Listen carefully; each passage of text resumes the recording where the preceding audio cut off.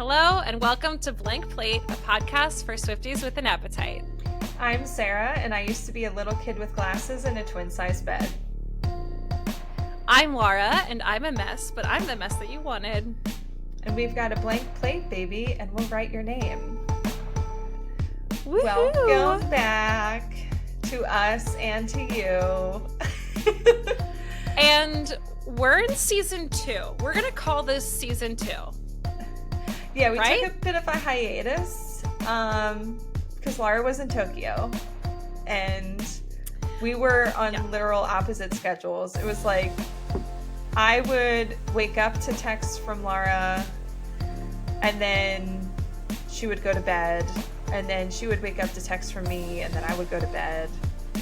And so on and so forth. It was chaotic, but you know what? Like, you really did keep me grounded in what was going on the Eras tour, which is what we're kind of talking about today, like an Eras tour catch-up / TTPD updates, like just checking in. Mm-hmm. But like, you were really holding down the fort on that, because let me tell you, the time difference between, I know, and like the time difference, I feel like I was awake for like a full day, and then somewhere between the hours of like midnight and 4 a.m., I would get a bazillion text messages, and I was like, okay.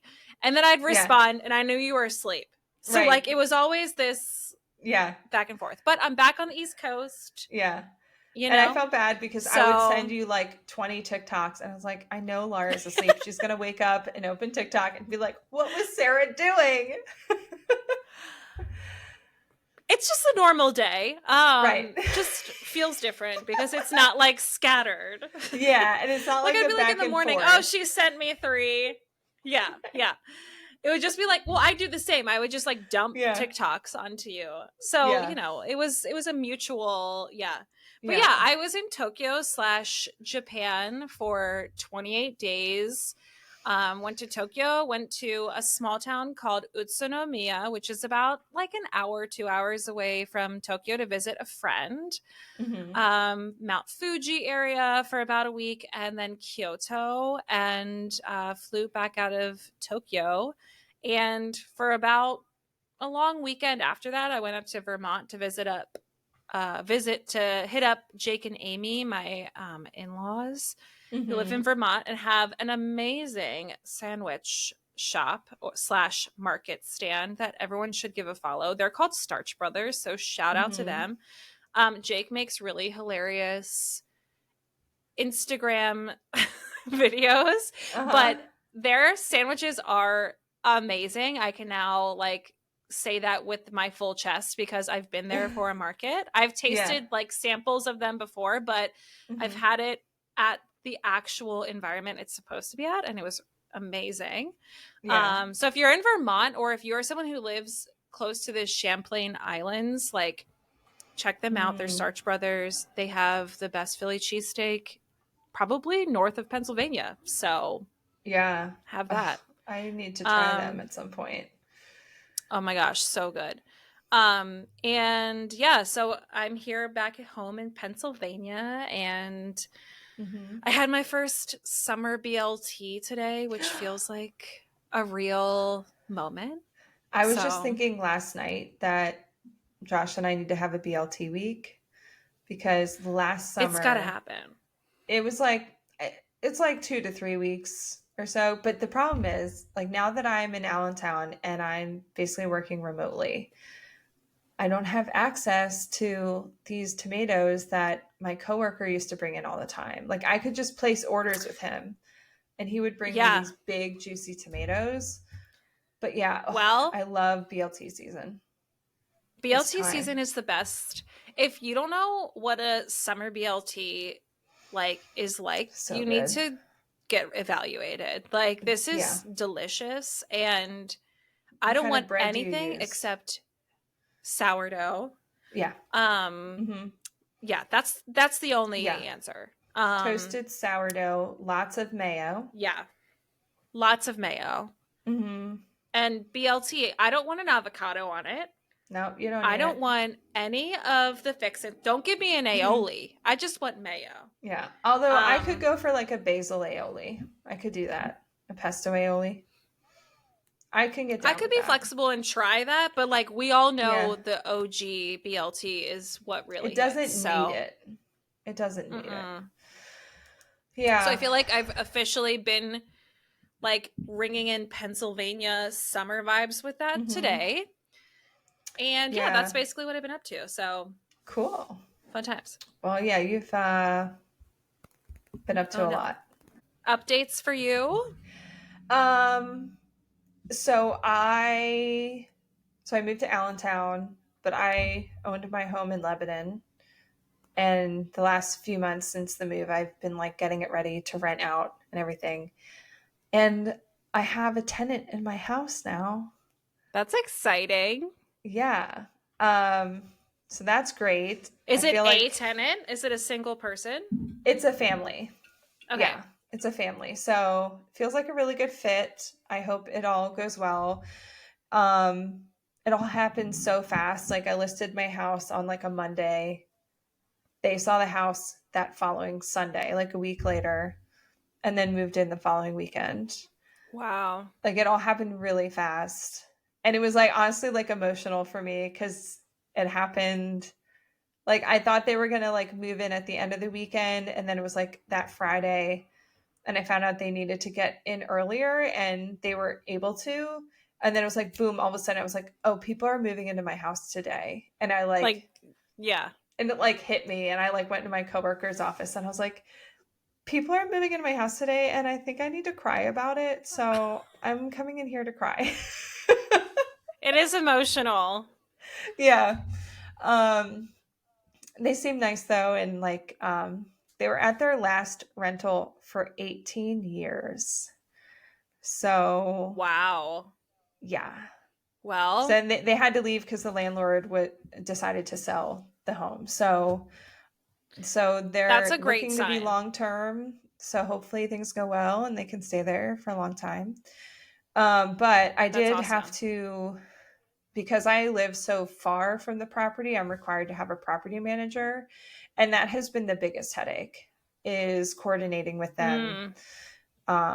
Yeah. They're kind of on my hit list right now. I'm like not super thrilled with them. So oh, no. Yeah, it's just like a lot of just like coordination and stuff. I'm hoping this is just kind of like hiccups related to like being onboarded and getting everything finalized. And yeah, so we'll see how that goes. Yeah. But the house itself seems to be in good hands. Yay. My parents are keeping an eye on it, so they'll like drive by. Yeah, and you have saw spies. this on the porch. Yeah, I have spies. Yeah. But yeah, so that's exciting. But also I am just obsessed with my record player, which as I knew you would be. Yeah. Well, how often do you and Luke use your record player?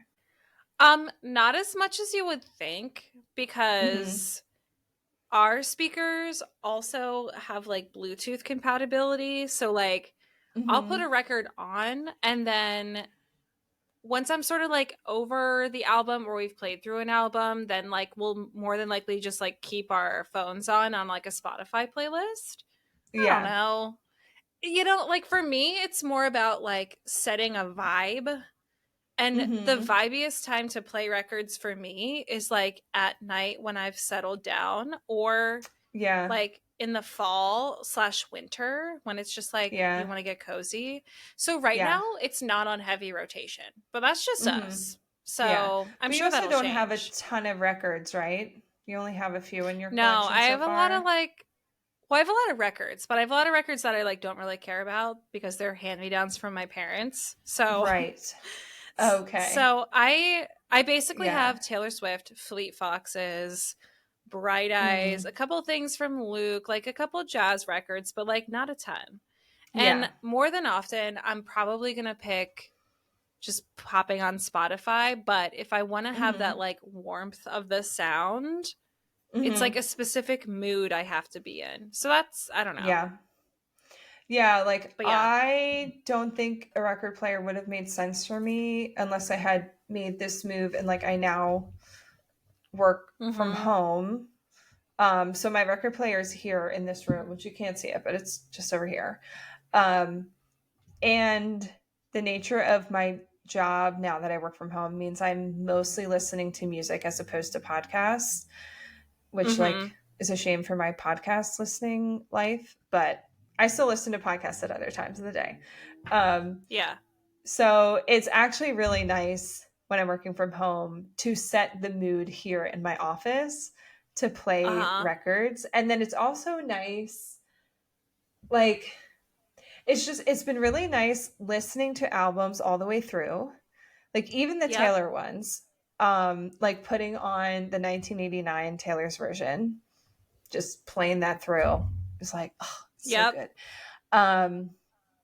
But having to get up out of my chair like every 15 to 20 minutes to flip it over. Yeah, there you go. It's actually like really nice. Kind of like breaks up my day a little bit. And yeah, like the speakers I have are amazing. But anyway, I wanted to shout out the one that I have, which was a lovely wedding gift from you and a couple of our other friends.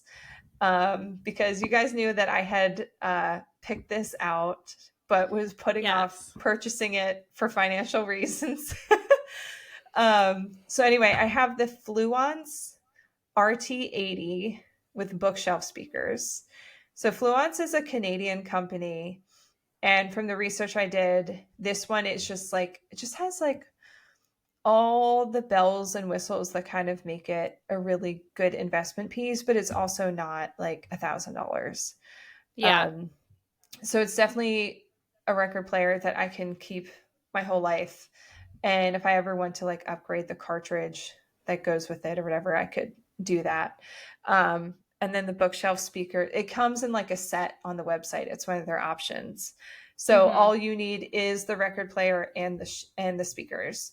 So that's like all the equipment you need. It's got the dust cover.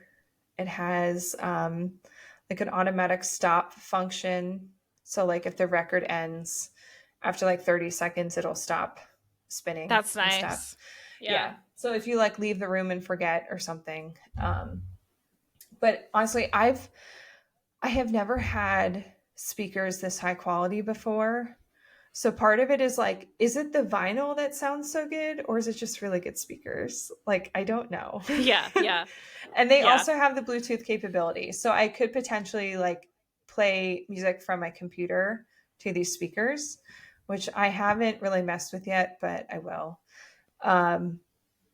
But yeah, it's just, as a music lover, like it just feels so luxurious to have this. But I was doing some research and also like talking with my brother, who's become like a bit of like he's not like a music person, but he's really into music and sound equipment. So that tracks. Yeah. But we were talking about like, because I was wondering like is vinyl better than digital? Because like some people really prefer vinyl and they'll say like it sounds better and whatever. I'm like, but does it technically sound better? Like what's going on?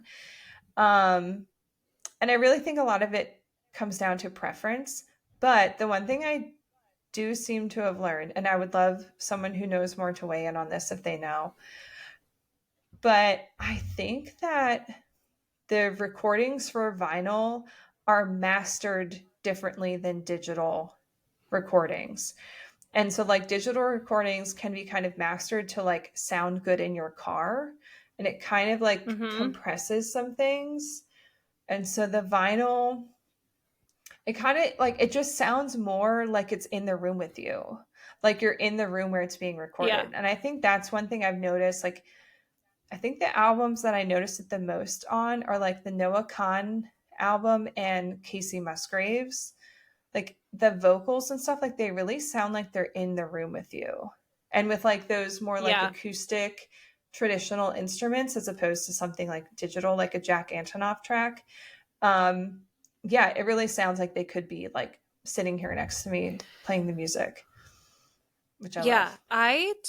I don't know the music theory of it all, but I do know that when you listen to a acoustic song or like a full orchestral piece, like that's when I hear the difference the most in vinyl. Mm-hmm. And it is that warmth of like the intimacy of it feeling like it's right there with you. Yeah. And that's why it feels so cozy to put on a record, because it's like it feels like an intimate experience that you're getting a concert like right in your room. It just sounds warm. Like it's and I pretty also cool. wonder if it does also like depend on the artist and like the like care and everything that they put into it. Also, which you can tell that Taylor puts care into these vinyls. Like, yeah, she's putting out a million variants and it can be kind of annoying, but her vinyls feel better than other vinyls. Like the packaging, the whole thing. But I'm sure there are, because vinyl's so popular now, I'm sure there are some artists who have vinyls that are made that like the engineers and everyone, like they might just be slapping the digital tracks onto vinyl. I don't know if everyone is mastering stuff specifically for vinyl as opposed to digital. So I don't know the whole, I'm sure someone can help us understand this, but I do know that sometimes you hear an album and you're like, okay, like this sounds the same. Also, when you feel the quality of the actual vinyl itself, you're like, this feels kind of flimsy, kind of cheap. Yeah. And like, the packaging and everything. But yeah. So Taylor's on her game. We know Taylor cares. She does. Yeah. And we know that Taylor, well, we've talked about the variant annoyance before, but we're actually going to talk about that a little bit later. I actually added that to our show notes. We're talking about Taylor updates / TTPD check-in. Like, now that we've had about 3 months to sit with the album, like what our thoughts are, because you just gotta like marinate in the album before you can actually make a call about it. So we're gonna talk about all that, and like most of this was like Sarah's heavy lifting, so kudos to you. Well, you usually do it for the show notes. I want to start. Oh, well, not all the time, but thank you. But I do want to throw my biggest, like, I guess, deep dive into research for this episode, which is about the song Us by Gracie Abrams, which you're like, why is this on a Taylor updates thing? Well, if you don't know what this song is, Gracie Abrams opened for Taylor for the Eras Tour.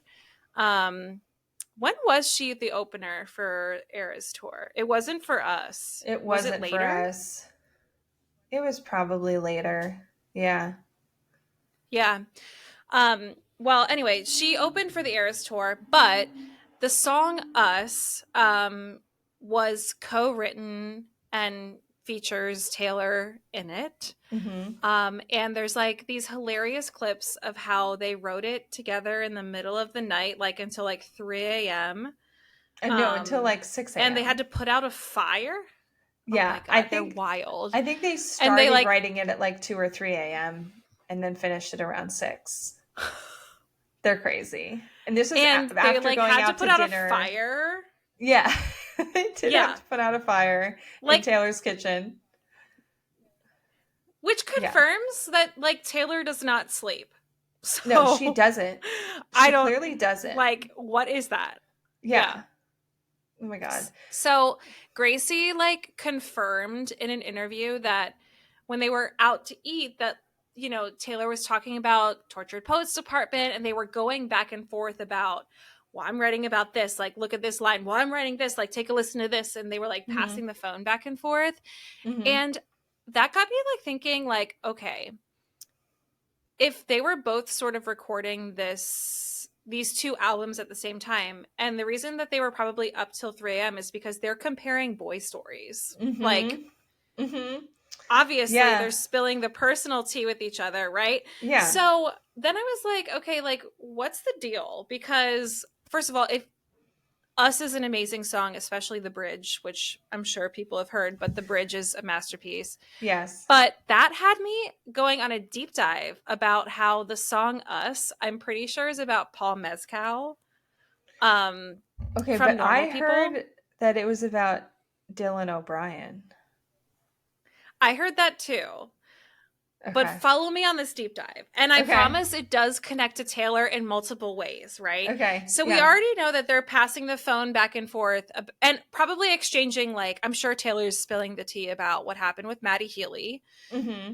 And then I wrote this, and she also apparently played The Smallest Man Who Ever Lived for Gracie this same night, right? Yeah. Because there's pictures of her on the floor, like, dead, right? And that was right after she heard it. Yeah. Mm-hmm. Right. So I'm sure they're spilling the tea on each other. Well, the whole album is called The Secret of Us. So this is about a relationship that people were unaware of. There's been people who've said it's about Dylan O'Brien, but like, is this song about Paul Mescal? I don't know. So let me get into this, okay? Okay. If this is about Paul Mescal, it's messy because Phoebe Bridgers was engaged to Paul Mescal. Phoebe Bridgers also opened for Taylor. Okay? Yes. Okay. And they may have had a timing thing. Anyway, so in 2020, Phoebe tweeted that she was sad and horny after watching Normal People. And Paul responded to that. And then within like a month, keep in mind, this is peak 2020 lockdown. Yeah. Height of COVID. She flew to Ireland. Yeah. I don't know how she got permission to fly to Ireland. Okay. And then they started dating. And then they were dating for like 2 years. There were reports that they were actually engaged. But then in 2022, in December 2022, Phoebe alluded to that their relationship might be having issues in the song Ghost in the Machine with SZA. Okay. So they were like, okay, like, is she talking about a relationship that fell apart? We don't really know. Then on December 12th, this is where it relates to Taylor, okay? Maddie Healy and Phoebe Bridgers were in a photo that Maddie Healy posted where they were kissing, okay? Yeah. Uh-huh. And Bo Burnham is standing behind the two of them with his hands on their shoulders. Yeah. And he captioned it, Gay Poets Society.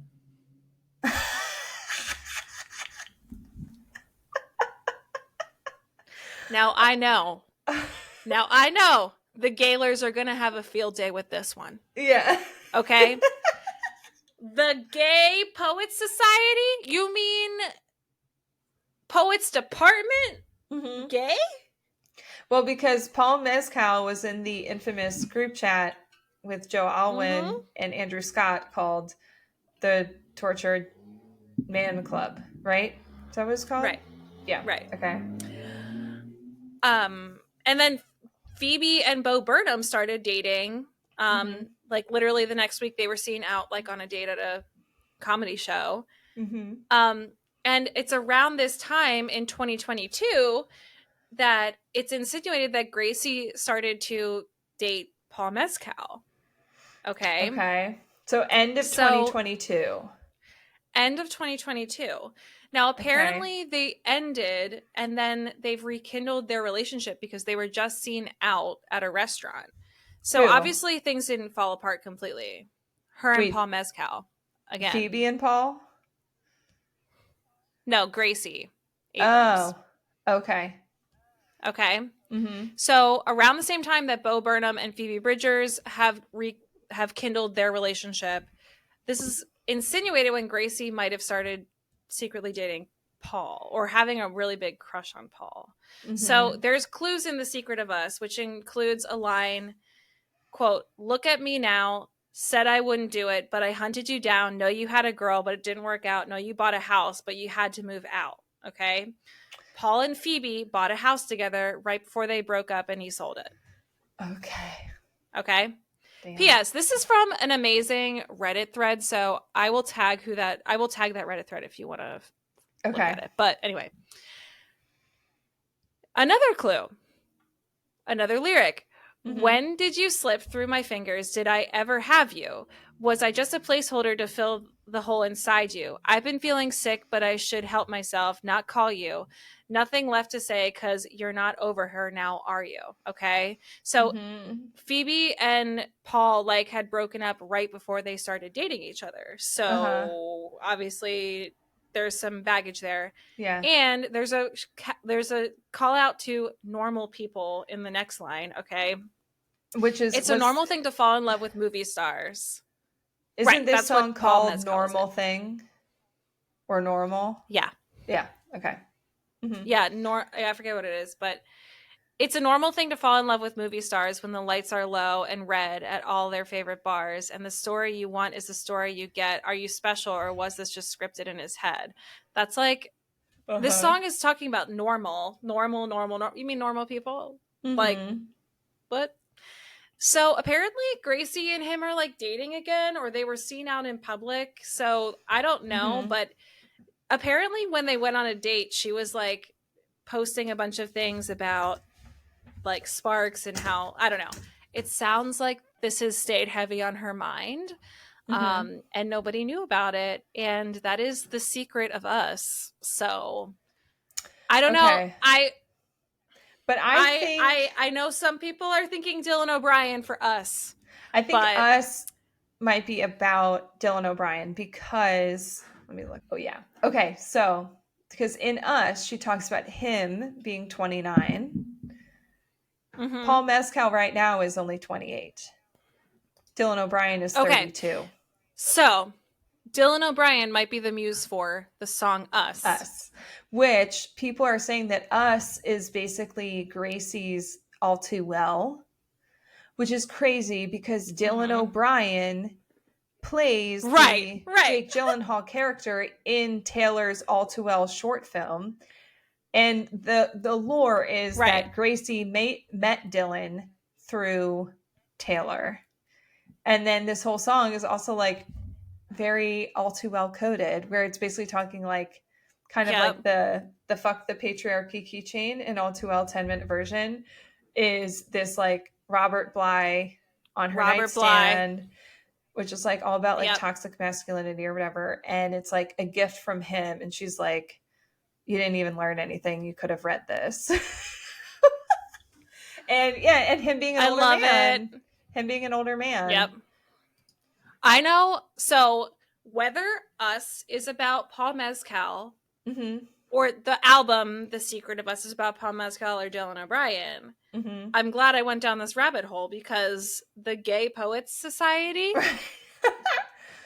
Yeah, I remember that post, but I did not remember that being like the caption. Yeah. That's funny. So that's interesting. So if anyone wants to read more on that, I will tag the Reddit thread in our show notes. Man. So there you go. Lots of lore. Yeah. What else is going on in Tay-Tay's world? But also, I just want to say, I do love the Gracie album, and it came out on my birthday. So it was like a birthday gift to me. And the song Us is my favorite on the album, and it's like one of my songs of the summer. Like I love that song. I'm obsessed with it. It really does feel like a perfect blend of Gracie and Taylor, like both of their styles. Yes, I'm obsessed. Which we might do a whole episode on that song. Yeah, that would be fun. So yeah. So other things that have happened. Taylor announced that the Eras Tour will end in December. Yes. She confirmed it at her 100th show in Liverpool, which we all were hoping for some kind of like happy celebration, not like an announcement that like the tour is actually coming to a close. Yeah. So her last show will be December 8th in Vancouver. And the question is, will we have Reputation, Taylor's version, and Debut Taylor's version at this point? Right, because like the poetic thing is like by the end of the Eras Tour, she's reclaimed all of her albums. Well, we know something is happening on her birthday because part of the TTPD pop-up, the Spotify pop-up, she had the date Friday, December 13th. It's her birthday. It's a Friday the 13th. It's right after the Eras Tour ends. I do think that we will get Rep TV on September 13th. Like announced in August. And then we had talked about this. She has a break. She has a break in like doesn't she have a break after in like August to September? Yeah, I think after her her second leg of the London shows. So if she announces rep at the end of that little leg before her little hiatus, and then she would kind of come back around that time, I think, that it would be out. So that all makes sense. I do think that debut being released just a few months later, that would be the quickest turnaround she's had for re-recordings. It would. For back-to-back. It would. But we already know she's not prioritizing that album. So she has she's 0 songs on the Eras tour. So yeah. Anyway. My other thought is that maybe the December 13th is, this is what I would love, is a release of the Eras tour soundtrack as an album. Or a documentary. Yes. So who knows? But it's got to be something. Yeah. Something's happening on her birthday. Yeah. So we'll see. Yeah. I mean, the crowd was screaming more, and she's like, no, the tour is ending in December. Calm down. Right. So we've also gotten a few releases from Taylor. Like we got the Fortnite acoustic version as well as a new remix. Have you listened to these? Mm-hmm. So I listened really to the like acoustic Fortnite. I really like both of them. The Cults remix, it's very like retro sounding. I really like both of them. I don't know if I like them more than the original, I have to listen to the remix. Honestly, Fortnite is one of my least favorite tracks on this album. Like if Fortnite disappeared, same. I honestly wouldn't care. And I'm not saying I dislike the song. It's just like on the album, it does nothing for me except for that opening line. Like it was fun to hear it as the first song. Like I feel special about it in that way, but as an actual song for me, it's just kind of whatever. I feel the before we get into the variant drama, we also got the live tracks from Stockholm. We got Guilty of Sin, How Did It End, and Peter, which I'm obsessed with. Like I'm sorry, I'm gonna keep paying for them because I want all of these surprise songs. Like I would have paid $15 just to get How Did It End from the Eras tour. Right. So like it is, that recording is stunning. It is so good. I'm glad it's getting so much love online because I know. And also I watched it live. Like with going back and forth between Allentown and Harrisburg in the last 2 months, the amount of times that I have been driving through the back roads of Lebanon on a Sunday evening with the Eras tour streaming live on my phone on my dashboard to watch the surprise songs. Yeah. So I was listening to her perform How Did It End while driving into Lebanon and crying. So to have that recording is just, it's so good. And then we just got I Can Do It With a Broken Heart as a single, which she also released with an instrumental version, which is just the backing track. Is weird. It's weird. That's weird. And so the question is why? Why? My initial speculation on this is, when do you use an instrumental version? You use it for a trailer karaoke, but sorry. Use it for a documentary, a movie, karaoke, but who's singing that? First of all, she's not releasing instrumental versions of Shake It Off. Right. What is that? Part of me is it has to be something where she's planning on using it for her own purposes? Question mark. I don't know, because I don't know. She could if she's doing a movie or something, she could always put the background in any of her stuff. She's creating it. Right. But right. This instrumental's interesting because we can hear conversations. And this is why, like, I did see a good TikTok about this, where this is a clue about something. And yeah, so the way the background of this sounds, it sounds like she's like on stage or like in the arena or whatever, and you can hear them setting up the stage. But you can hear these background conversations that I never knew were there in the song. Yeah. So someone was saying how they wonder, like, if she's going to do a music video for this, is it going to essentially be like footage from the tour, and maybe with a little bit of like backstage, maybe footage from rehearsals, you know? Right. I don't know. But it's strange. It's a curious case. Ooh, also I wanted to ask you about that, because you know how you can hear the backing track of like 1, 2, 3, 4 counting for her? Mm-hmm. Are we also hearing her or somebody else hum her starting notes? Is that what that like is that what that is? Yep. Like does she hear that in her ear when she's performing? Yeah.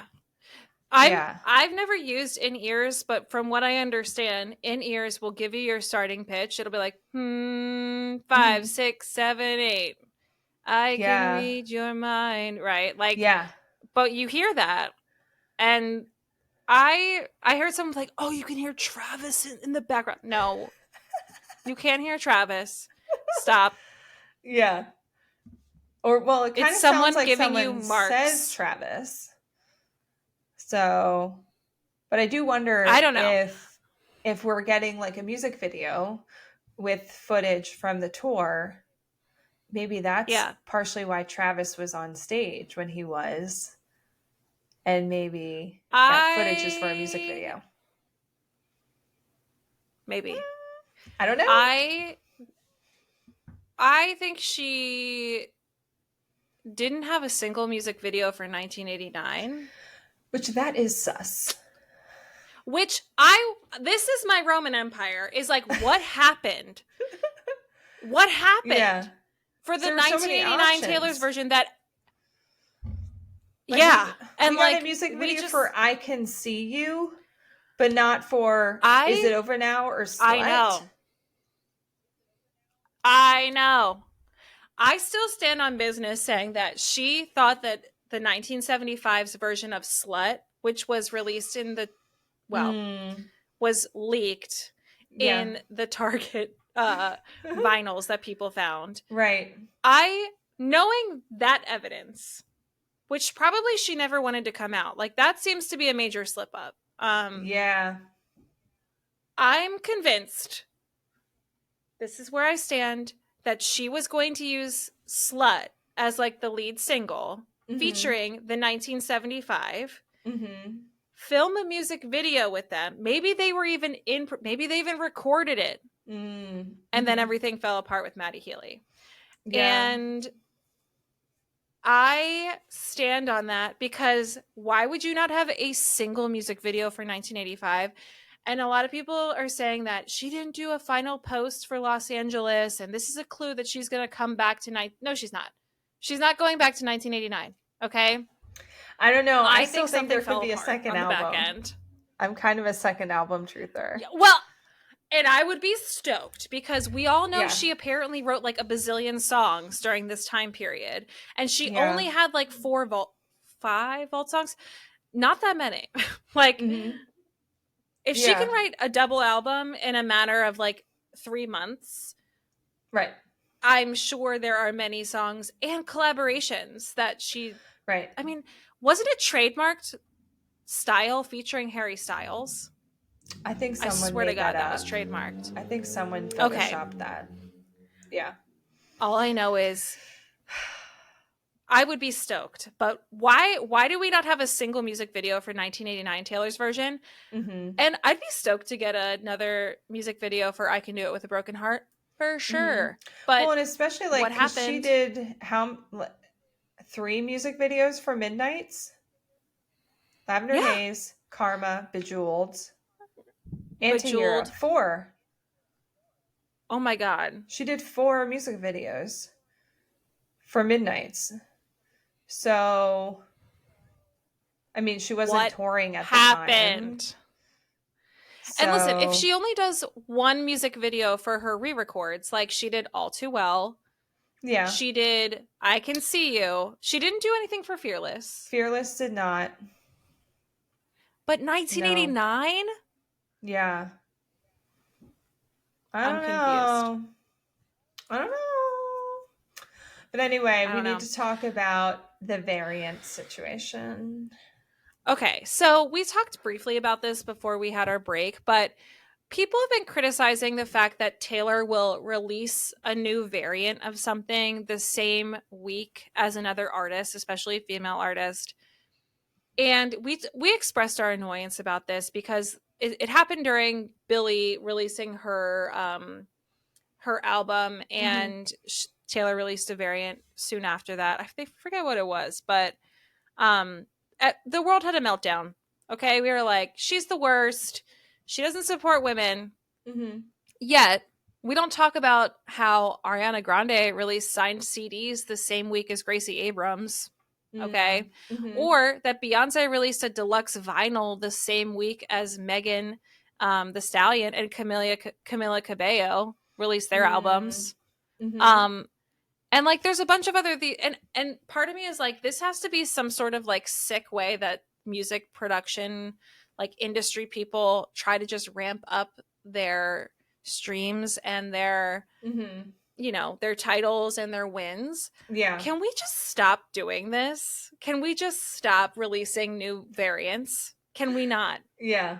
Like, I really don't understand. And like, as like a huge fan of an artist, I want to like you said, you bought the, you know, the How Did It End recording live from Stockholm. Sure.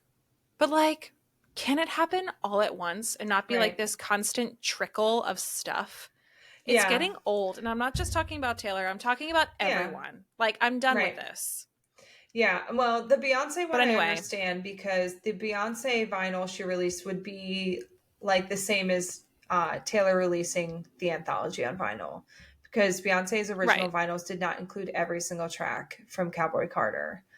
So that I get. Also, like, everyone wants the anthology on vinyl. I want it.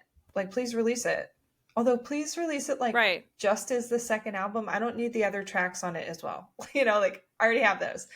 Yeah, I got those, yeah. Yeah, please, like, I don't need a 4-disc vinyl. Just give me a 2-disc of the second half. But, yeah, it is... But I guess, like... It's just... I guess artists have always done this, though, because people have talked about, like, the Beatles apparently did, like, the equivalent of this for their time period. And then also, like, everyone's coming after Taylor for this, right? Like, as if she's trying to block people. And it has been proven, like, if you look at the numbers, this has no bearings on her being number one. Like, she's number one off the charts just from streaming alone. But I do understand from Taylor's perspective, because our queen loves stats and awards. She is competing with herself. Like, even Tortured Poets right now just like broke her own record for, you know, 12 weeks at number one. And she's going for her 13th week. She's only competing against herself for that. She's not trying to beat anyone else. I have two annoyances about this. My first annoyance is, stop using Taylor as the scapegoat for something that the industry has done forever. And the bigger annoyance I have is that the industry does it, period. Like, it's annoying. She's playing, don't hate the player, hate the game. You know? Right. I'm just done with the game. I think it's annoying. Anyway. It is. Anyway. We're all over it. But unfortunately, I'm going to keep buying them, because I know. I will buy every surprise song that she releases. Like, I'm sorry. But you know what I was thinking? Like, those ones, they were available for 6 hours. I was thinking about you being in Japan. Like, if I woke up and all of those 6 hours had passed while I was asleep, I would be pissed. That happened multiple times where I was like, oh, well, that passed. Like, at least do it for like 12 hours, you know, maybe 24. Yeah. But also, like, nope, why we're not doing only that for such a short time when it's a digital track? It's not like she has to create them or get pre-orders. I think the urgency is why people buy it. It's the urgency. It's like, oh my God, it's only 6 hours. But it's like, yeah, that's true. Anyway. That probably is the only reason. Yeah. Anyway, Eras Tour highlights. So a lot has happened. What are the highlights? Okay, first of all, the London shows. My birthday weekend. Iconic. I felt like this was personal for me. Okay. It was my birthday. Although ironically, I was like busy like talking to someone during the surprise song, so I didn't get to watch them live on my birthday. Like one of the only shows I've missed in the last several weeks. Anyway, like, no. It was a Kelsey family reunion. Jason and Kylie got to attend their first shows. Okay. It was everything we wanted. We got to see Kylie watching Travis and Taylor sing Lover to each other and have her looking at him lovingly as his sister-in-law, just being in love. Okay. I mean, we got Jason being Jason, you know, walking around with the beer in his mouth. He's got friendship bracelets all up the arms. He's handing out guitar picks with Scott Swift. Like, he's part of the fam. He is on the roster.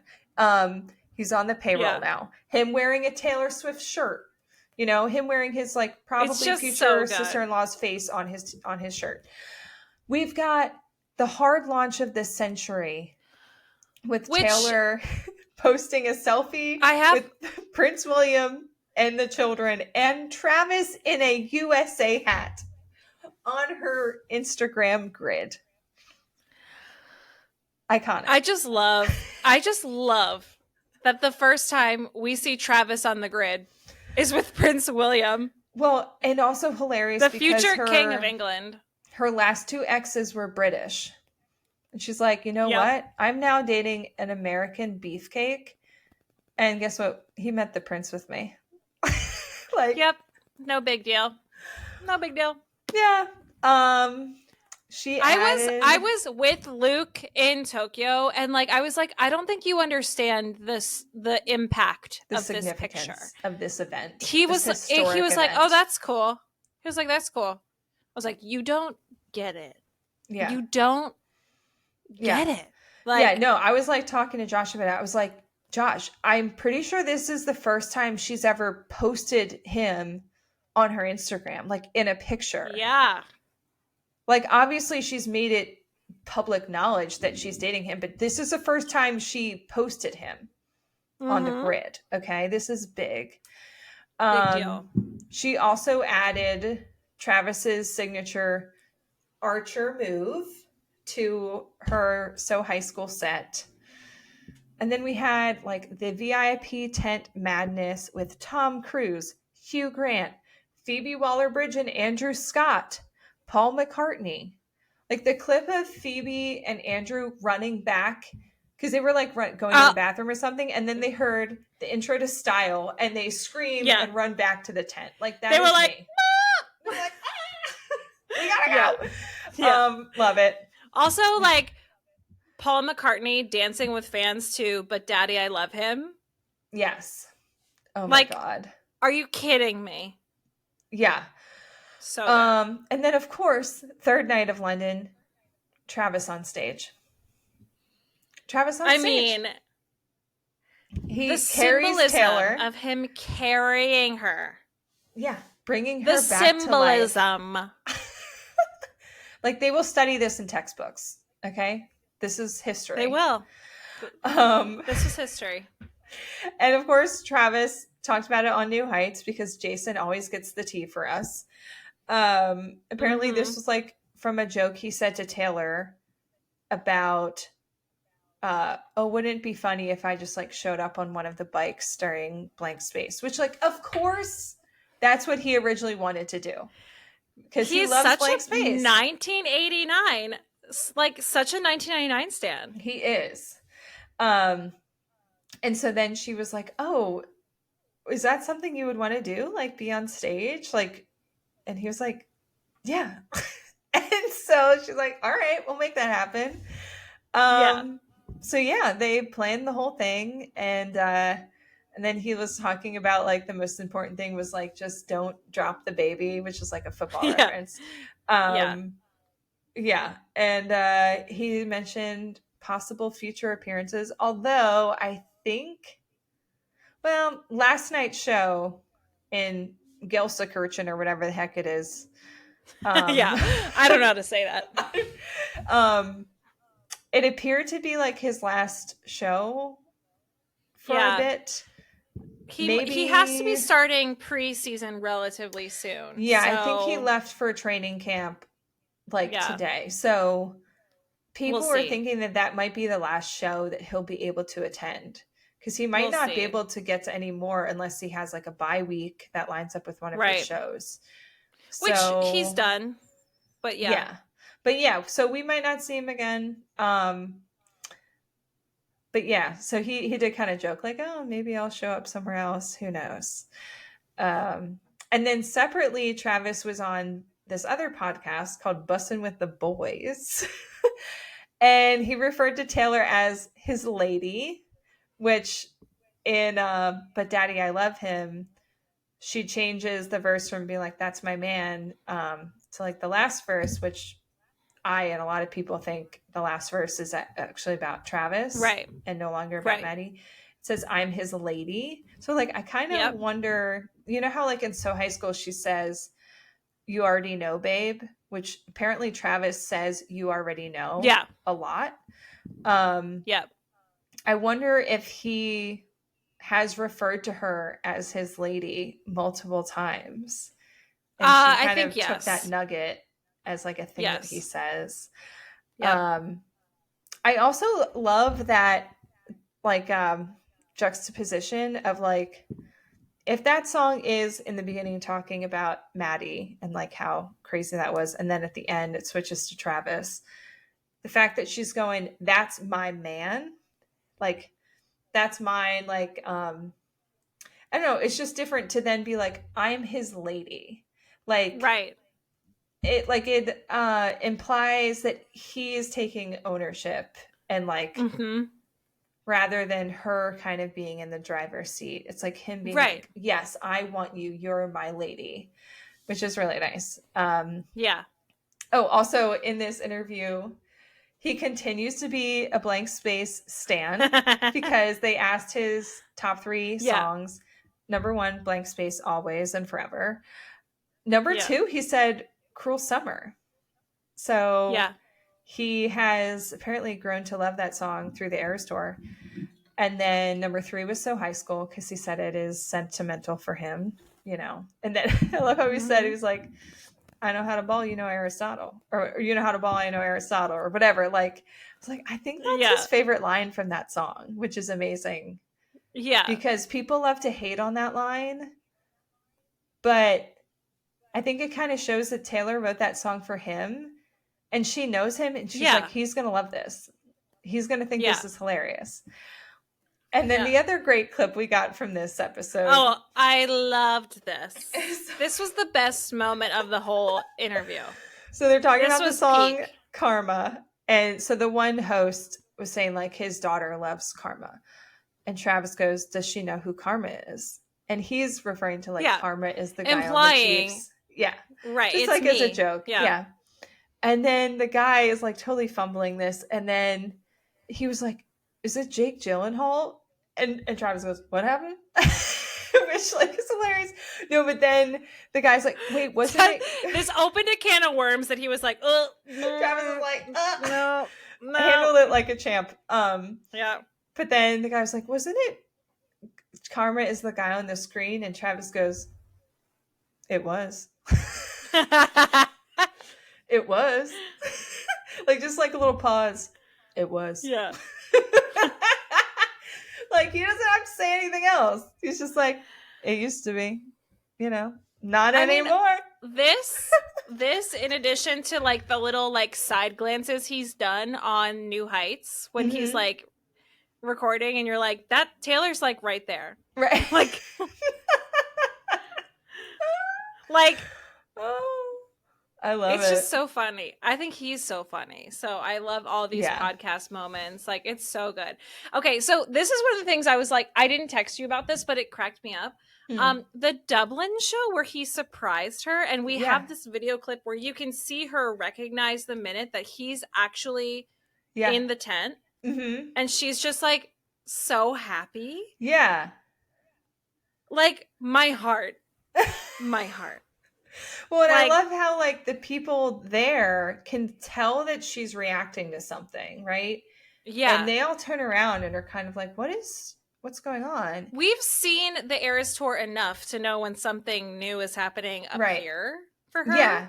So then people turn around and they see Travis in the tent. And I love that he's also like waving to her. Like, hey, I'm here.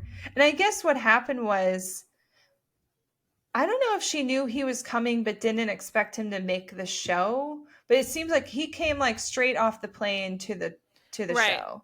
And he got there roughly midway, maybe a little before. It was during the folklore set, which so is probably kind of about halfway. Early-ish. Yeah. Yeah. But yeah, she was just so genuinely surprised and happy to see him. Yeah. And like you can see in that moment that like him showing up for her is so important. And I think that moment is like another thing that she just hasn't really had before in her other relationships. I mean, there's the infamous Jake Gyllenhaal not going to her 21st birthday party, you know, and then a lot of people have been circulating the clip of her not being able to find Joe after one of her Reputation tour shows. And so, and like people have talked about like when the show ends, Travis like basically like runs backstage. So he's that, like ready to lock and load. Yeah. Yeah. Like as soon as she like comes out from her like understage sled or whatever, he's there waiting for her. Like she never has to look for him. He's just there. Right. But also my favorite part of the Dublin show was Julia Roberts. Manhandling Travis. Like, why is she so touchy? She had to have been a little drunk, but I love that she so clearly was like she was like, I'm just so happy for you guys. You know, like it's very like kooky aunt energy. Like Aunt it was Julia giving Roberts. Weird aunt. Yeah, it was giving weird aunt. Yep. But I did see something that said that apparently Julia and Taylor have been friends for a while, and she's like been giving her relationship advice. So she probably is just like so. Imagine being friends with Julia Roberts. Like what? Yeah. Imagine. That means she must also be friends with George Clooney, because aren't they besties? Yeah. Julia Roberts and George Clooney. Yeah. Oh my God. But anyway, the hits just keep hitting, because then in Amsterdam we had the Mary's Song mashup for Travi so it was Mary's Song, So High School, and Everything Has Changed, which apparently she performed Everything Has Changed at the first show he attended, like before they like met. I can't. The invisible string is a lasso at this point. It's literally crazy. It is crazy. And this was when he was crying, right? Yeah, or this is we have clips of him. Like, he seems to be wiping his eyes, and we know Travis is a crier. We know he's a crier. So for anyone who doesn't know, Mary's Song is from her first album, and it's a really sweet love story about, I think, this old couple that she knew growing up who were like high school sweethearts, and they still like flirted with each other and everything. So she wrote kind of like their story, or like a fictionalization kind of their love story about growing up together and then getting married. But there's a line in it saying, I'll be 87 and you'll be 89. So when she and Travis got together, we were all like, oh my God. She has the numbers 87 and 89 in a song. And 89, of course, is associated with her. 87 is his number. So, but we all thought that she was going to sing, you'll be 87 and I'll be 89. But she didn't, which did disappoint me. She kept it the OG she version. Could have. Yeah. She could have, but she didn't. But she did smile really big when she sang that part. And then, so she mashed it up with So High School, which is Travis's song. But yeah, he appeared to be crying during it, which I probably would too. Sweet. If I were her, I mean, if I were him, like the world's biggest pop star is serenading you with this like very loving personal mashup to a crowd of like 90,000. Yeah. And you're already a crier. Yeah. And it's one of the last couple tour dates that you're probably knowing that you can be there, you know? Yeah. Mm-hmm. So very sweet. Yeah. So then in Zurich, we got, on July 9th, we got her Last Kiss mashup with Sad, Beautiful, Tragic. But I loved how she said, Happy July 9th to all who celebrate. Yeah. Because Which is a line. Has a line about July 9th. So yeah, I love that she said that because earlier in the day I saw like multiple tweets and stuff that said that. So this is where like, you know, Taylor's online and she sees everything that we're saying about her and her stuff. Yeah. So then most recently in Milan, we had the Night 2 piano malfunction, which some people are thinking that this is fake. I'm convinced. You think it's fake? Yeah. So I think that it probably was a planned glitch, but I don't think there's an actual snake sound. I think that's Taylor laughing into her microphone. I think it's her going like laughing like that. But is that done on purpose? Again, I don't know. This woman is crazy. The last time we had a malfunction on that piano was a synth sound that showed up when it should have been an acoustic sound. And the synths begin TTPD. Yes. So and then it may not be. We had the Haunted. Yeah. Where it was playing notes that she wasn't hitting, and that was before Speak Now came out, which has the song Haunted on it. Yes. I don't know if the piano itself made the hissing sound, but she did. She did. I'm like, she's always giving clues like, or like, come on. Like, this is done on purpose. I do think that the malfunction was planned, though, because that guy came on stage way too quickly. Yeah, I'm sorry. I know that there's professionals waiting in the wings, but he was locked there and loaded. And also, what did they even really do? They didn't do anything to the piano. Exactly. It's not like he went and there was like, let me get a new piano for you. Also, if you really like pay attention, like when she starts the song and she's playing Getaway Car, right? Which is a Reputation song. Yep. I feel like when she starts that, her heart's not really in it. Like she's kind of like going through the motions. And then, so what happens is like the keys stop playing. But I feel like she immediately clocks it and is like hitting the keys like, this is weird. It's not making any sound. Whereas like, the acting. I feel like she would, like if it was real, she would just be playing and then she'd probably kind of try to play it off and then kind of be like, what? Like, you know, like rather than like, clunk, clunk, clunk, what's happening? Right. Yeah. There was not enough confusion and there was an immediate fix that wasn't a fix. I think it's fake. So yeah, it's a glitch. I'm thinking it's a TTPD clue. It's a glitch. Yeah. It's a glitch. So to wrap up Good roundup. So much has happened. To wrap up these Era Tour highlights, what are some of our personal mashup highlights that she has done recently? Why don't you start? Well, you were definitely more on this than me. So for me, literally as of last night, she mashed up Slut and False God. It was really good. Love that. Yeah. Really good mashup. You Are in Love and Cowboy Like Me in Amsterdam was so good. That's one of my favorites, and then, of course... Yeah, and then of course, like the Stockholm How Did It End that we just mentioned. What is that mashup? It's How Did It End and no, it's just How Did It End. She did it by itself. Oh right, she did. Yeah. I mean, that's not a mashup, but I'm gonna count that as something else too. But yeah, you are way more on this. So what are your favorites? Well, so right before we recorded, I watched today's, and on piano she did This Is Me Trying with Labyrinth. That was beautiful. Oh. So those are two of my favorite songs.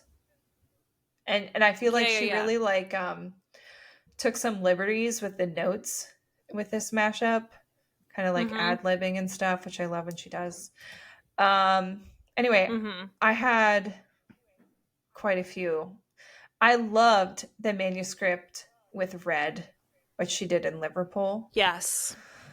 And then also like my birthday songs. The show that was on my birthday in London, June 21st, I felt like this was truly like a gift for me. Okay. She did on guitar Hits Different with Death by a Thousand Cuts. Yes, please. And then on piano, she did the Black Dog with Come Back Be Here and Maroon. Okay. I love the Black Dog and Maroon, but then Come Back Be Here is special to me now because it was one of our surprise songs when we went to the Eras tour. Yeah, it was. So I love that. I loved The Castle's Crumbling with Hayley Williams in London, which I would love to have that recording because I preferred that to the album recording. Version. Yeah. Yeah. Like that song I agree.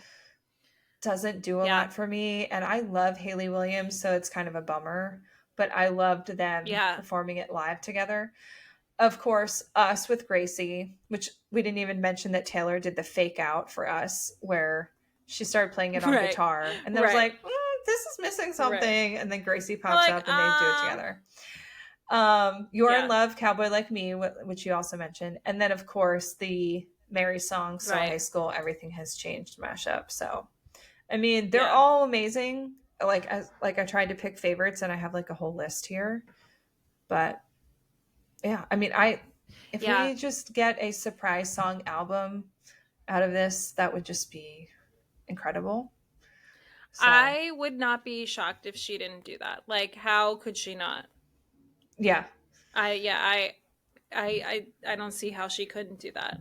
Right. Yeah, the mashups have been really, really special. I love how some of her mashups are just based off of like vibes and they just sort of like flow together. But I also love how there's sometimes like through lines of similar topics and themes that are from completely different eras, completely different albums that tie into each other. Like the Black Dog, Come Back Be Here, and Maroon. It's like, are these songs all about one person? I'm not sure. But then like the manuscript in Red is very clearly about the same. Yeah. I feel like she's like, you guys are right. The manuscript is about the All Too Well music confirmation. Video. Confirmation. Like there's a lot of Easter egging in the combination of songs sometimes too. So I love that for sure. Yeah. All right, definitely. So let's do a TTPD check-in since it's been about 3 months. 3 month checkup. Where are we? How are we feeling? Yeah. All right, I feel like I just talked a lot, so you go first. Okay. I feel like this album, like I said initially, is probably in my top 3. Which I think it's so hard to rank the albums, but I think when I first listened to this album, I thought that it was very disjointed. I didn't understand the overall, like, what is the production here? Are we an acoustic, like, folklore album? Are we something different? I see it more cohesively now than when I first listened to it. But one thing that makes me love this album is that it very clearly was just her needing to write this album as a coping mechanism, which is why I don't care if it's not cohesive. Like, it's chaotic. Like you wrote in the notes that it's like chaotic. I agree. Yeah. It's chaotic, but like I see the through lines of how this song is sort of similar to this song. This song is similar to kind of this song. Maybe they were written around the same time or in the same like sort of week that they were recording each other. But because I know that this obviously was an album that needed to be written because she had gone through something really monumental personally. I mean, it just shows that this woman is just a nonstop workhorse of songwriting. If she can write this amount of music in that short amount of time, and it solidifies for me that she is a monster when it comes to lyricism. Like, I don't care about how cohesive the album is. I don't care about how random the combination of this song to this song flows. I don't care. Like, it's very obvious that this was a personal record for her, which makes me love it 10 times more. Right. Because I feel like, you know, 1989 Red, there's definitely some songs on there that are very like personal, obviously all too well 10-minute version, whatever. But like a lot of it is like wrapped up in like the branding of the album. Like 1989 is very like branded as like this like production of this album, and it has to be very clear. I like that it's kind of messy. So, but one thing I did notice is that I do love this happened to me on the drive back from Vermont, is that I was listening to TTPD, but then it started to play the 1989 vault tracks kind of like after, or maybe it was like mixed in. And there are a lot of similarities between like the tone and like the production. And maybe that's the Jack Antonoff of it all. I don't know. Yeah. But I really think that it shows that those two were sort of being made, if not during the same time, they were definitely made with like a similar vibe. So I don't know if you've noticed that, but like the vault tracks specifically, the production reminds me of a lot of TTPD tracks. So I feel like Down Bad comes to mind. Like that kind of falls into like Fresh Out the Slammer. Oh, really? Yeah.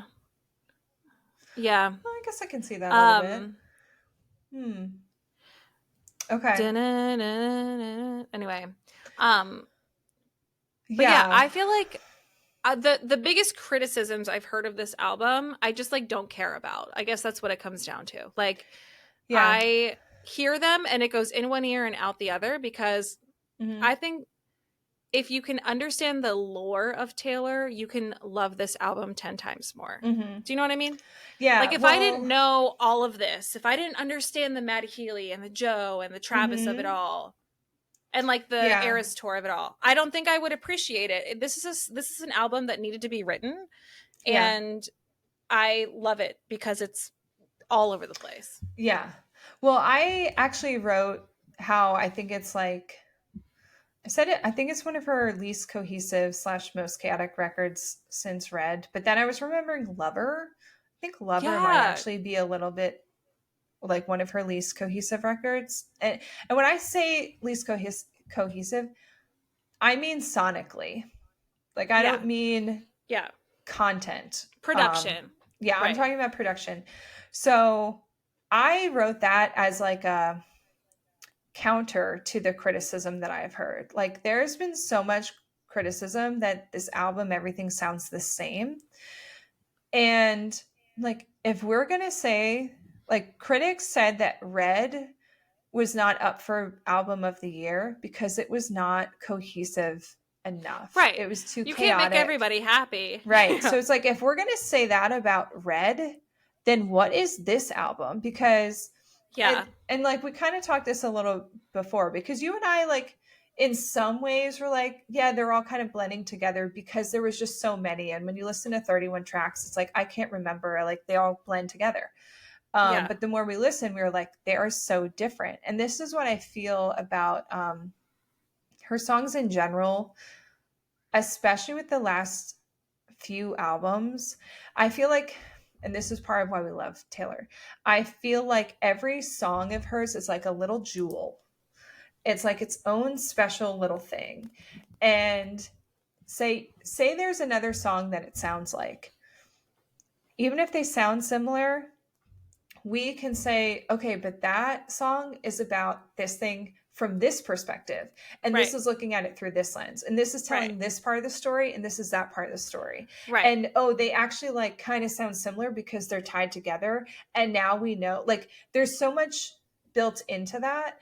And even like an album like I feel like 1989 and Reputation, when I think about those albums, like, I think they are her most cohesive sound-wise. And maybe like Fearless as well. Yes. Feels like very like one and the same. And they're most like branded.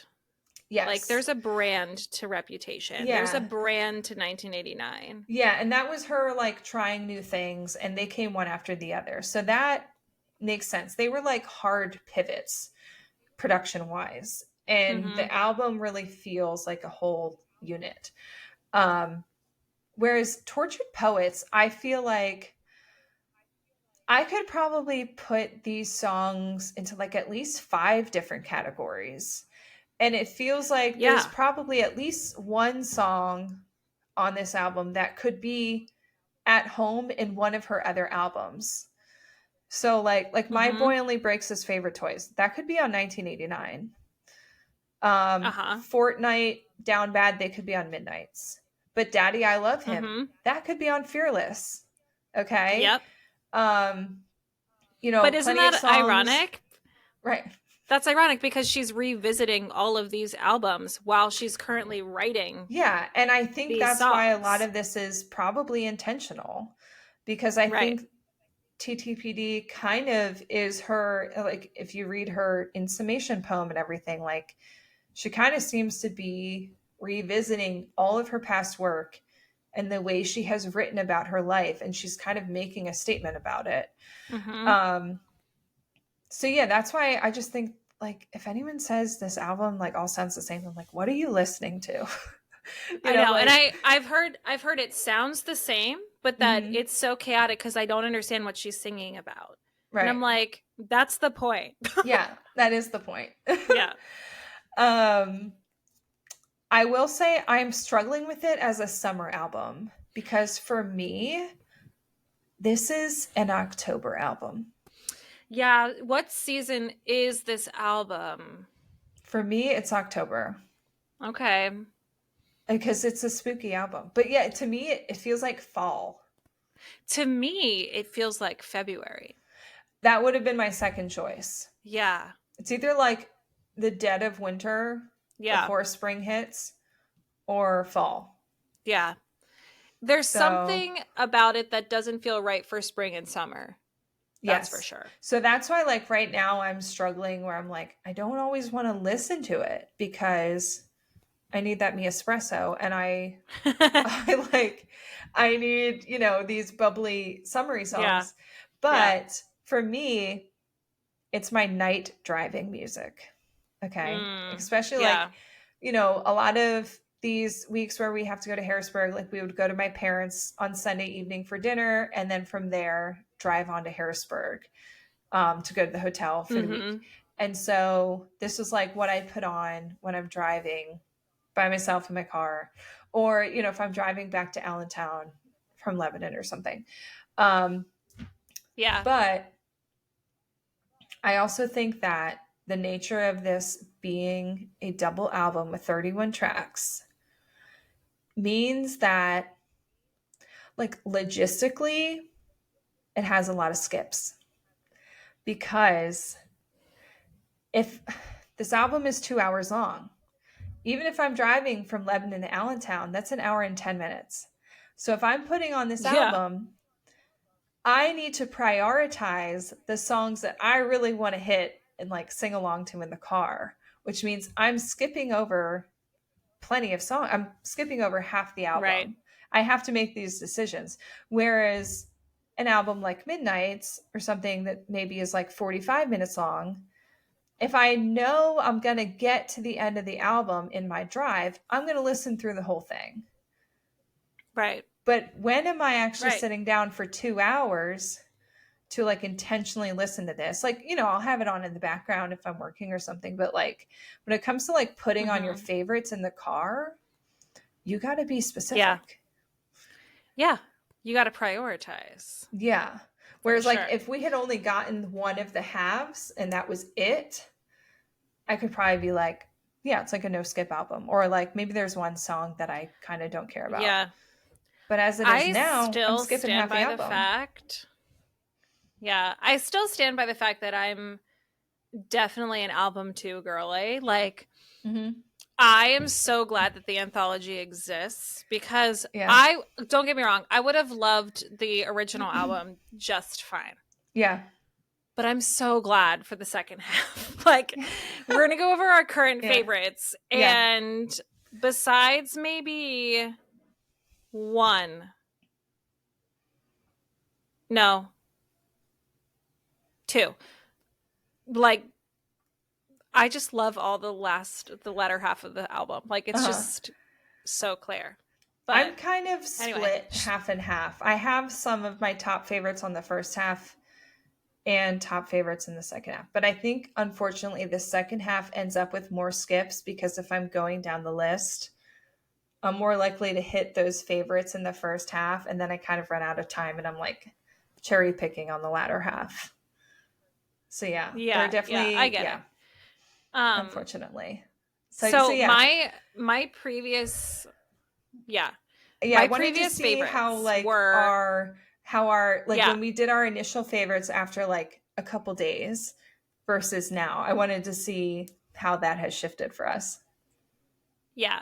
So mine is like previously my top 3 was I Hate It Here, The Black Dog, and I Look in People's Windows. And like I love all 3 of those even still. But my current favorite's still The Black Dog. Okay. Guilty as Sin, which I, on the first listen through, I thought that Guilty as Sin was like a total skip. Me too. I love that song. Yeah, like, in my mind, after our first listen, I was like, I don't know. But then pretty quickly, I was like, oh no, this song is one of the best. Is so good. And Chloe or Sam or Sophia or Marcus, which reminds me, it's just it's a song that like I think belongs on Folklore, but I love that song. Honorable mentions, LOML, and How Did It End? How Did It End? I don't listen. It's not on my top 3 because it's like too sad to listen to. I can't listen to it. Like it's too sad. And I also still love I Hate It Here, but I don't play it as much. Maybe I like had that initial like fever with it that I like don't have anymore. Yeah. And I Look in People's Windows is like too short for me. Yeah. So I still love it. I still think it's one of my top like 10, but my top 3 is The Black Dog, Guilty as Sin, Chloe or Sam or Sophia or Marcus. So good. Okay. So my previous favorites were Who's Afraid of Little Old Me, I Can Do It With a Broken Heart, and Clara Bow. And of course, still love all of those.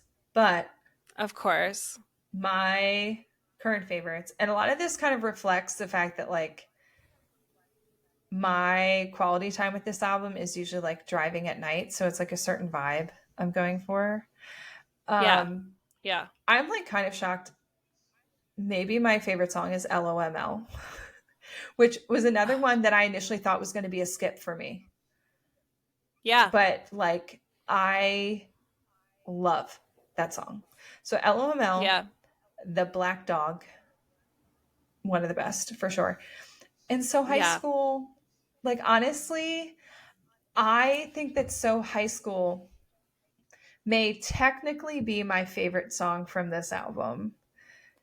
That's so funny because I think it's my least favorite song on the album. So for me, I love this sound of this song, like that kind of retro rock, kind of like soft rock sound.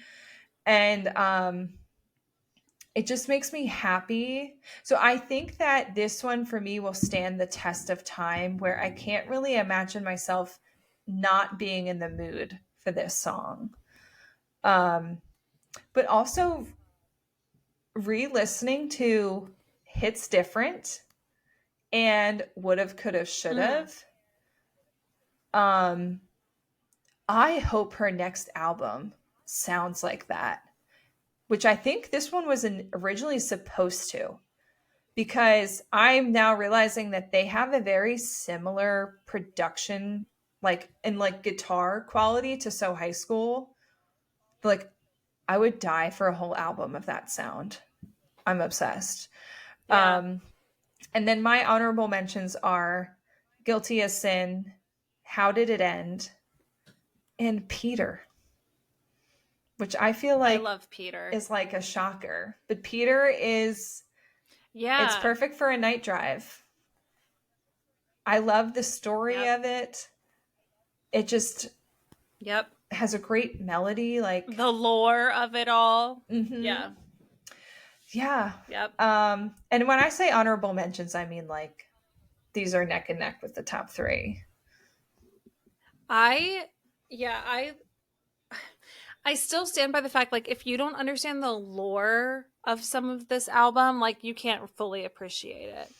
Like, I played Peter for Luke, and he's like, oh, I really like this. Like, I like this waltzy sort of like, oh, and it ties back to Peter Pan. Like, oh, yeah, I got it. And I was just like thinking, I was like, but Luke, when has she mentioned other Peter Pan references? And he's like, I don't know. And I'm like, yes, you do. Like, Peter losing Wendy. Like, and then he's like, oh, yeah. But, like, he doesn't understand, like, he doesn't, like, he's not, his brain is, like, this is the Swiftie universe that we live in, where we're like, duh. Yeah. Don't you get it? Like, our brain automatically is like, we're that meme of the woman with, like, the thing on the back. Like, our brain, whenever we listen to a song, is doing that, while he's just, like, appreciating the way it sounds. Like, like, how can you do that? I can't do that when I listen to it. Which also, you saying, which it's reminds a waltz, me, that's probably partially why I love it, because I love a waltz. Like, that's just, who doesn't? I love a waltz. Yeah. What were you gonna say? Okay, this reminds me. I have a great idea for an episode / maybe it's a game. I don't know, but like an episode maybe where we bring on one of our like casual Swiftie friends, like whether that's Luke or your mom or whoever, and we play them a song. Okay. And we have them guess what it's about. Yeah. And then we basically explain like the lore behind it. And have them understand like the background. I did this on the drive up to Vermont with the song Is It Over Now? Yeah. Okay. And it was so fun. Like, it was, what did he say? Didn't care, but I thought it was so fun. Well, he was like, well, obviously this is a toxic relationship.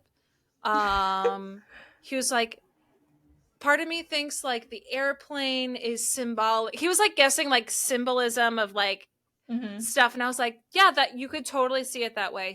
I was like, but the airplane is a symbolism of the paper airplane of a necklace that she wore and she used in her 1989 Eras tour as sort of a callback to Harry Styles. And he's like, how would I have ever gotten that? And I was just like, this is just what we talk about. Like, because the song starts when the flight is flown with the will to the rose. And I was just like, the flight, like, if you're going to really read into it, like an airplane might be. So anyway, it was really fun. And I feel like it has to be the right person. But anyway. That reminds me of my new favorite TikTokers who I'm obsessed with, the couple that reacts to music. It's Terry and Kanaya, I think might be her name. But I love how when they listen to it, the guy, he's like really good at clocking all the musical stuff happening. And she is too, but she also clocks the lyrics. And she's actually really quick at putting together what the song is about. And I love how like he pauses it and he goes, break it down for me. Like as soon as he can tell, she'll be like, Terry, Yeah. like, do you understand? And he's like, no, break it down for me. What is she saying? Break it down. Break it down. I know. And then they're always like, who does this? And they go, Taylor does this. I love them. I check in with them every day. We'll tag them. Yeah. We'll tag them in the show notes because they are such a fun watch. Yeah. Yeah. They're so good. But yeah, it was so fun because I like chose a song and I was just like, see if we can figure this out. And like, granted, great lyric analysis without knowing the lore. But then once you add the lore into it, it's like a whole different thing. Like, it's just the Swiftie brain. I also love for them, they tend to like tap into like some backing vocals that I hadn't always like paid attention to before. So it's like you kind of hear new things when you watch someone new listen to the song for the first time, which is really fun. So I love that. Yeah. I love videos like that. Yeah.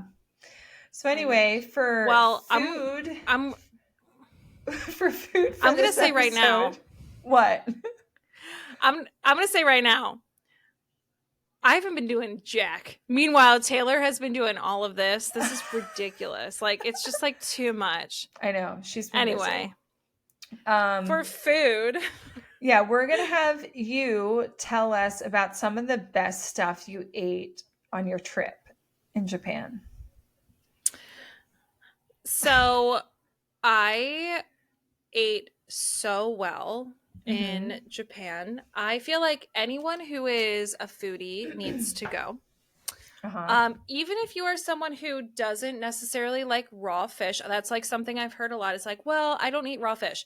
You could spend the rest of your life in Japan and never eat raw fish and you'd be eating like a king. Like it's not all fish. Although it is delicious and you should try. But one of my favorite things that we got was katsu curry, which the first time we were in Japan, never had it. But katsu is basically pork that's like thinly breaded, almost like a pork cutlet,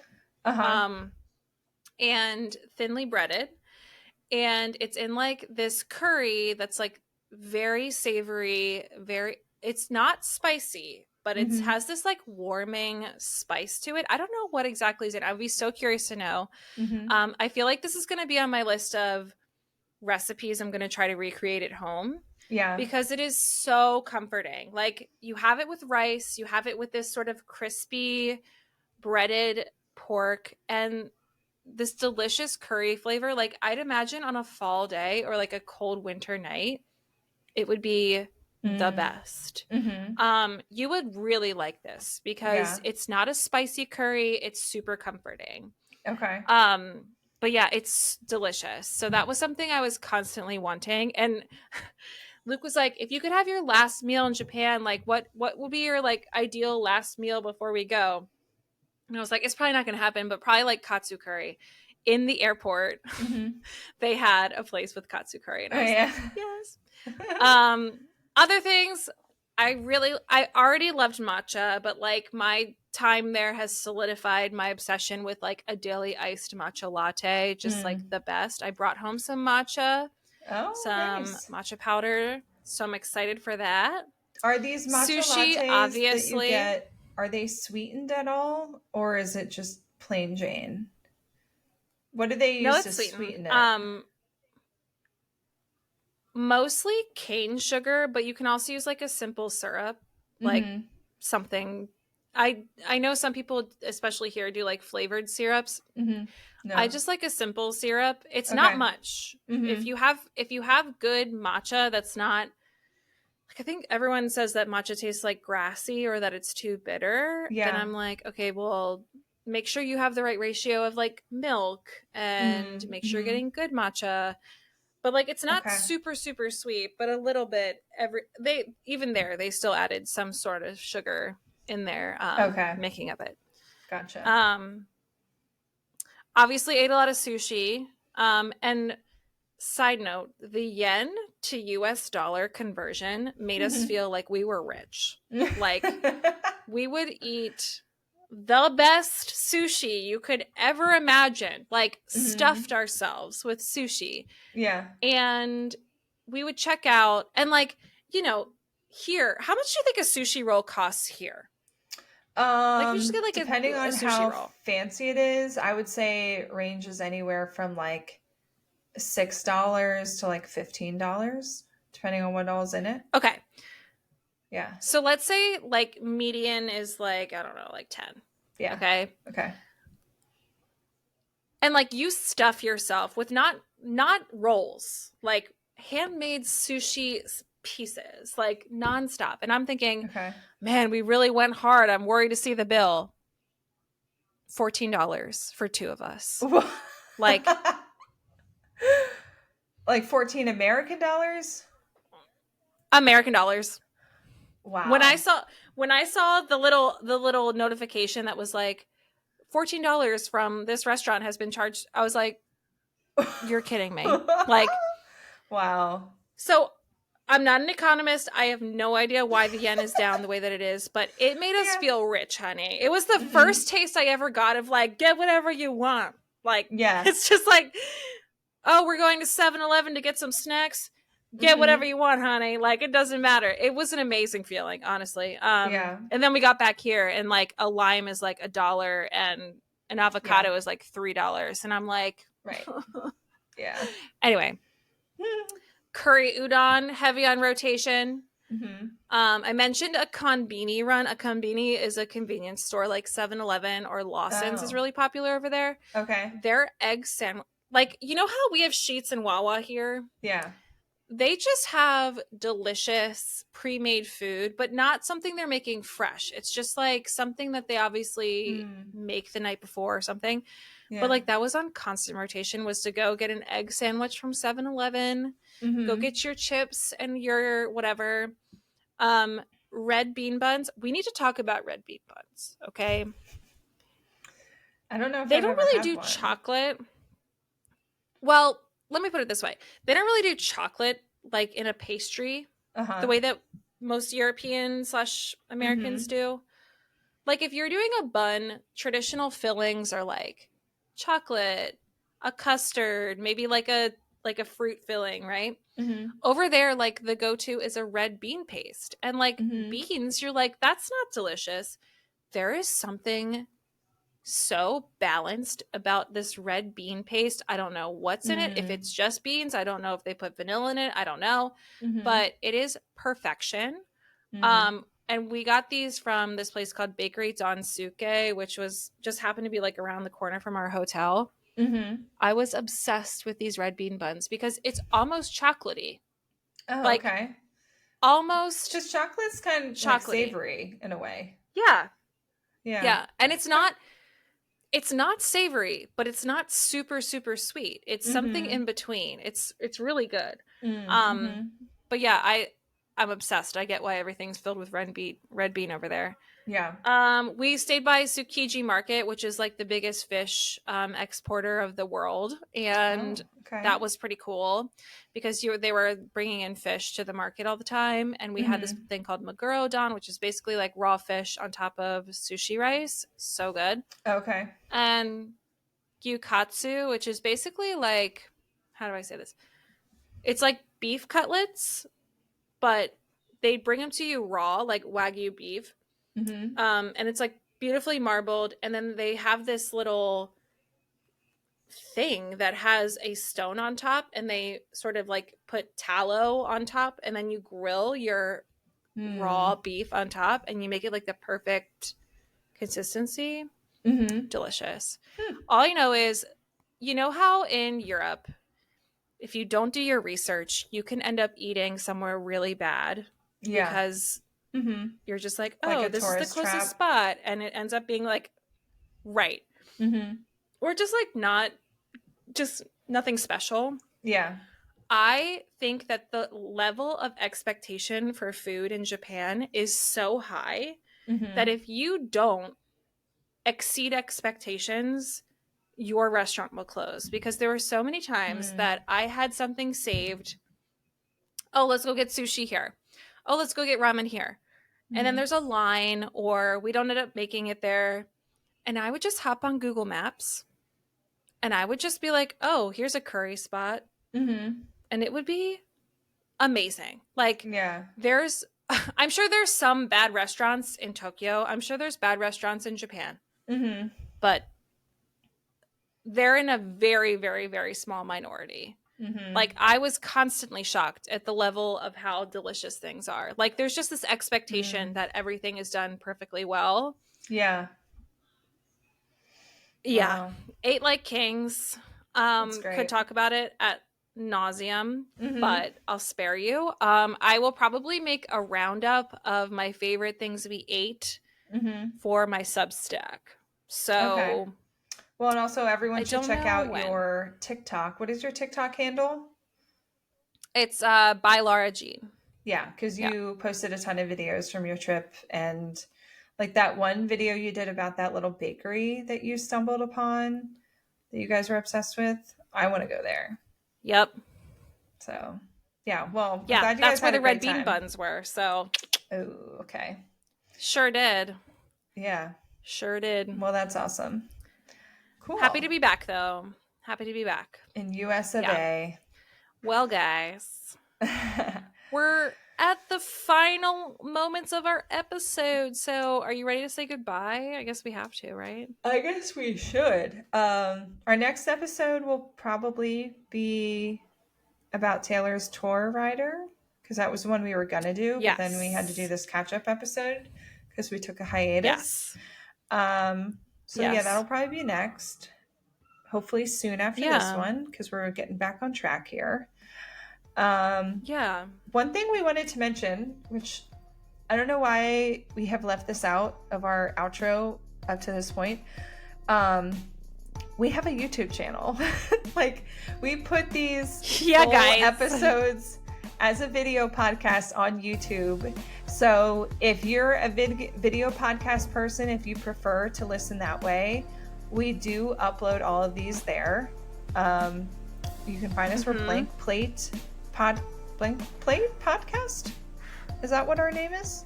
I mean, if you Google Blank Plate on YouTube, you'll find us. But also, like, if you want to help us out, please go subscribe to us on there, because even if you're not going to watch us on YouTube, please subscribe, because if we are going to monetize our YouTube channel, we need to have a certain number of subscribers in order to do that. So if you want to just help us out a little bit, doesn't cost you anything. Just hit that subscribe button for us. Would be really helpful, even if you never watch us on there. So that would be great. Yeah. And you get to see what we look like. So hello. Yeah. And please, you can comment on there too. We have some fun discussions in the comments with people. So yeah, I really do love the comments on YouTube. They're fun. Another place you can follow us, of course, is on TikTok and Instagram. We're at Blank Plate Pod. You can find us there. And our website is blankplatepodcast.com. And you can email us at blankplatepod@gmail.com, or leave us a voicemail at 717-382-8313.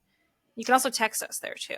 Yeah, so you can text us. So please reach out however you prefer.